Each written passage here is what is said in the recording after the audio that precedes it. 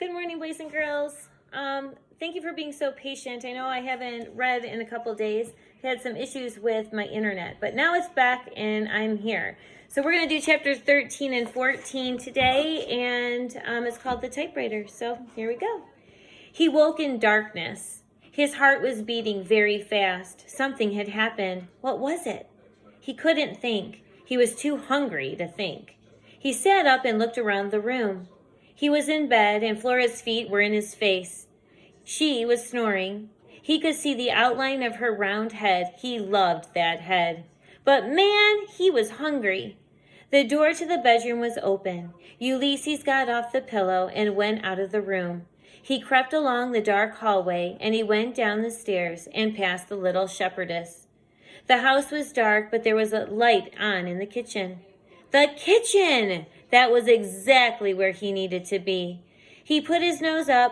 He sniffed. He smelled something cheesy. Wonderful. He ran through the living room and the dining room and into the kitchen. He climbed up on the counter, and there it was.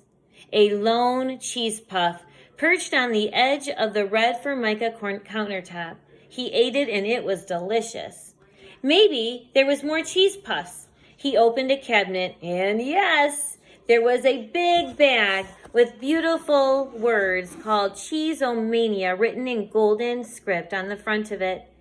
He ate until the bag was empty, and then he burped softly, gratefully. He looked around the kitchen, and here's a comic. I'm going to try to zoom in, and you can kind of see him looking through the kitchen, and he comes up onto the typewriter.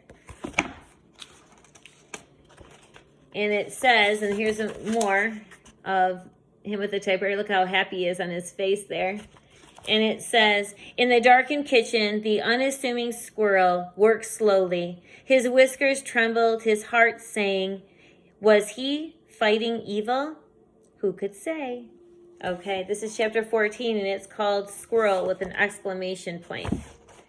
Flora Belle Buckman, get down here right this minute.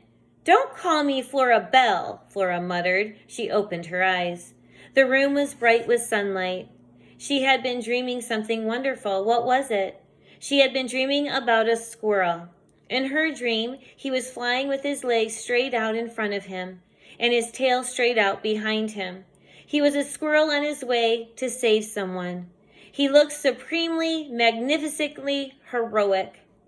Flora sat up and looked down at her feet. There was Ulysses, sleeping on the pillow, and he looked heroic. In fact, he was glowing, just like Incandesto, except oranger. He was extremely orange. What the heck, said Flora. She leaned over Ulysses and reached out a finger to touch his ear. She held the finger up to the light. Cheese. He was covered in cheese dust. Uh-oh, said Flora. Flora! Her mother shouted. I'm not kidding. Get down here right this minute.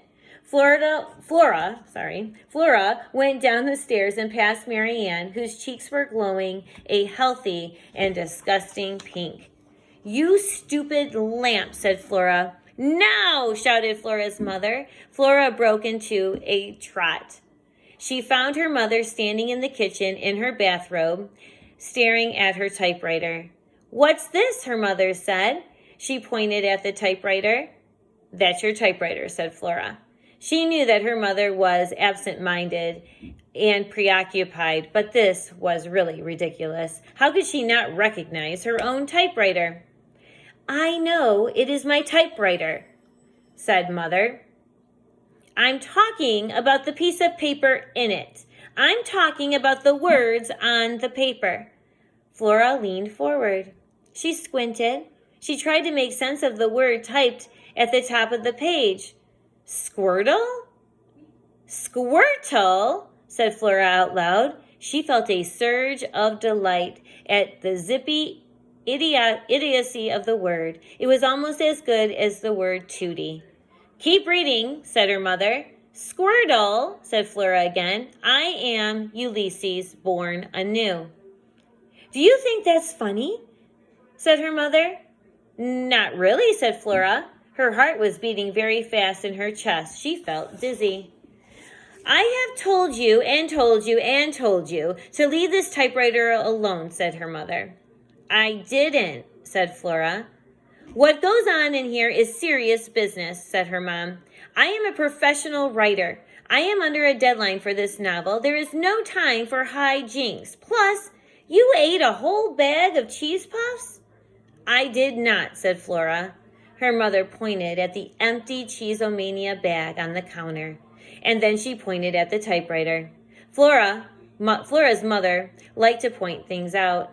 You left cheese dust all over my typewriter. That's disrespectful, and you simply cannot eat a whole bag of cheese puffs. It is not healthy. You will become stout. I didn't, said Flora, but then another wave of dizziness came over her. The squirrel could type. Wholly unanticipated occurrences. I'm sorry, said Flora in a small voice. Well, said her mother. She raised her finger. She was obviously getting ready to point at something again. Fortunately for her, the doorbell rang. And then that will bring us to chapter 15 called The Electric Chair. And there is no preview for that one. So, boys and girls, you know what you need to do? I need you to go read, okay? I hope you've been reading even though every single day, okay? At least 20 minutes. I miss you. And I hope to see you soon, okay? I'm out of here. Bye.